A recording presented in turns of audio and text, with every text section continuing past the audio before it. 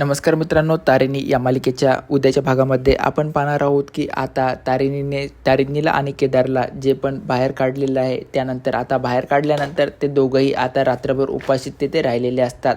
मात्र वसुधा बेळसरेची मुलगी असली या नात्याने जया जगताप यांनी तारिणी आणि केदारसाठी कत्रीच्या हाताने डबा पाठवलेला असतो.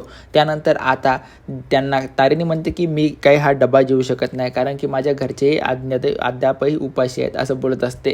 त्यानंतर मात्र हे सर्व प्रकार घडत असताना आता पद्मिनी काकू त्यांच्यावर खूपच चिडलेली असते आणि म्हणते की आता यांना मी चांगल्या यांच्या कर्माची शिक्षाही देणार आहे, यांना काही जरी झालं तरी घरामध्ये घेणारच नाही असं तिने मनामध्ये पूर्णपणे ठामपणे सांगितलेलं असतं.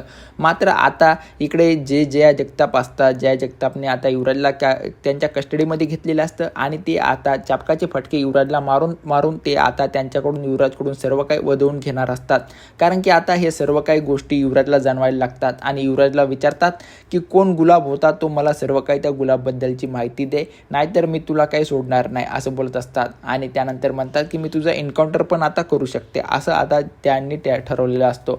मात्र हे सर्व प्रकार घडत असताना आता इकडे तारिणीला खूपच वाईट वाटायला लागतं की कारण की आता दया काकांची एक तर चांगली कंडिशनसुद्धा नाही आणि त्यांच्यासमोर अशा प्रकारचे हे जे काही घडत आहे हे खूपच वाईट घडत आहे आणि ती स्वतःला दोष द्यायला लागते की हे सर्व काही माझ्यामुळेच घडत आहे.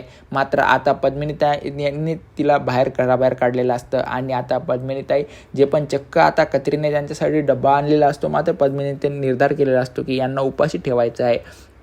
आणि त्यानंतर आता ते दरवाजा उघडणार तेवढ्यात तिथे त्यांना तारिणी आणि केदार दिसतात. मात्र कत्री तिथे नसतो, कारण की त्यांना वाटतं की हे जेवून तर बसले नसतील असं, आणि कत्रीला जर त्यांनी तिथे पाहिलं असतं तर खूपच हा प्रकार घडलेला असतो. मात्र आता कत्रीला त्यांनी तिथे बघितलेलं नाही. अशाच प्रकारचे नवनवीन व्हिडिओ पाहण्यासाठी आमच्या चॅनलला सबस्क्राईब करा. व्हिडिओ आवडल्यास व्हिडिओला लाईक शेअर जरूर करा.